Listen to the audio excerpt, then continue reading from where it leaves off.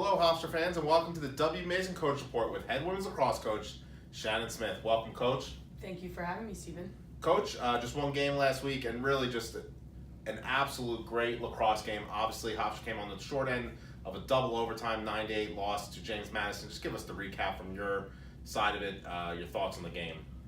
It was a really hard-fought game on both sides. JMU played exceptionally well, both defensively and offensively, and I thought we did as well. It was obviously a heartbreaking loss, but something that we have to move on from. But it was an incredible game. I thought that defensively we played lights out. Our goalkeeper, Jess Smith, and along with our defensive unit played unbelievable in the overtime. And eventually there was going to be a goal that was either going in the back of our net or JMU's net. Unfortunately, it went in the back of our net, but we'll learn from it and we'll move forward. Yeah, a really remarkable game from both goalkeepers. Probably the two best players on the field were the two goalkeepers, just really keeping the low-scoring game. What did you see from Jess that she was able to play so well in that game? Yeah, she was a big presence. I think that she was seeing the ball well, was making some stops. Jamie didn't really have a lot of shots on cage. Our defense did a really great job at eliminating their opportunities, causing some turnovers, and Jess was just stepping up big. And I think the defense in front of her were giving up the shots that she wanted to see. JMU, a top 10 team this year. Obviously, coaches hate to say taking positives out of a loss, but the ability for your team to know how well they can compete against a top 10 program, does that help you moving forward as the season nears the conference tournament? Yeah, I think that every game is gives us more experience, gives us more confidence. We're super young. 5 out of the 8 people down there on the defensive side of the field are freshmen. So for them to continue to play this well, for them to continue to have this confidence and gain this experience is huge for us. I thought that we did very well in the draws. I thought offensively we struggled a little bit, and we need to get back to the basics. And hopefully we can learn from our loss against GMU, because we have a really big weekend, and we'll be playing for our lives this weekend. A couple of real solid performances in the game. Ariana Esposito, Jenna Budd, both contributed in different ways. Talk about their efforts, one on the assist end, one on the goal scoring end, including Ariana's game-tying goal that sent it to overtime. Yeah, both girls, Jenna and Ariana, have been doing an exceptional job putting in a lot of extra work out of practice. Jenna does a really great job at always having her hands free, her head up, being able to see those cutters in the middle and making those passes. And hopefully this weekend, Jenna will not only be able to make those passes, but I think she can score some goals for us as well. She's got a really great shot, so hopefully we can get some balls in the back of the net from Jenna that will really help us. And Ariana, a crucial goal. Stepping up on an 8-meter with about 30 seconds left to tie the game. As a sophomore, to do that was unbelievable.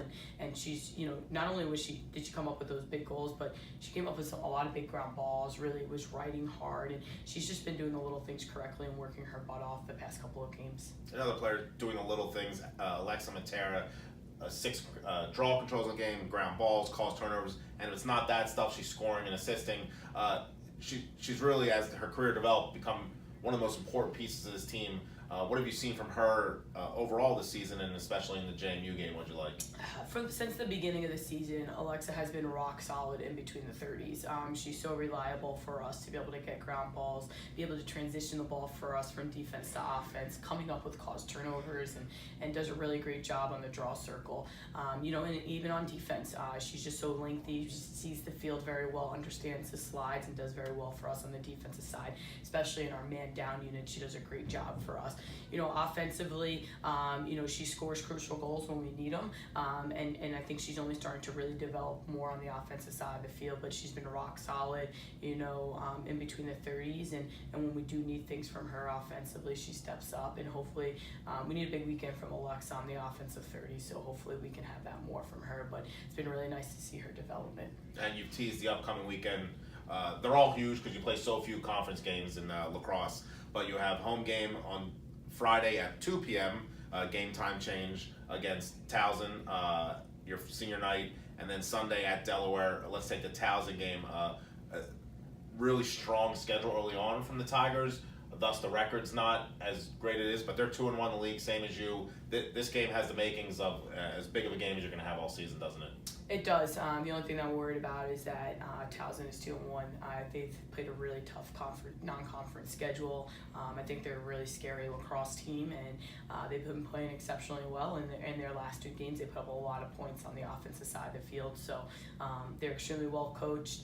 It's always a battle between Towson and Hofstra when we play. So we're really excited for Friday, and especially it being senior day, to be able to celebrate that senior class and give them the respect and recognition that they deserve. Is exciting, and hopefully at the end of the day, for our senior class, we can get them a big W. And then I think your second time this year, the quick turnaround with the road game after the home game. Again, you got to quickly prepare for Delaware for Sunday. Not really much to talk about that yet because I know you focus on Towson, but how to get your team ready so quickly on that Saturday for the Delaware game? Yeah, luckily for us, just knowing how our conference schedule plays with the Friday and Sundays, we try to really schedule a lot of games that are back-to-back in our non-conference. If they're not necessarily Friday, Sunday, we're trying to do Tuesday, Saturdays, or Wednesday, Saturdays, where there's not a lot of time for prep in between our games, or sometimes playing 3 games in 7 days. So our players are prepared for this when we get to our conference play. So we'll go about our business the way we normally do after the game to get prepared for Delaware, but it's definitely going to be a quick turnaround against a very good lacrosse team who is also playing for their lives right now. I think Delaware, Towson, and Hofstra, and along with Drexel, as they're playing this weekend too, is playing for a lot this weekend. So it's going to be really important games, and it's going to be a battle on the field. Well, Coach, we wish you good luck this weekend, and we'll talk to you again next week. Thank you. And thank you for joining us in the W. Mason Coach Report with head women's lacrosse coach Shannon Smith.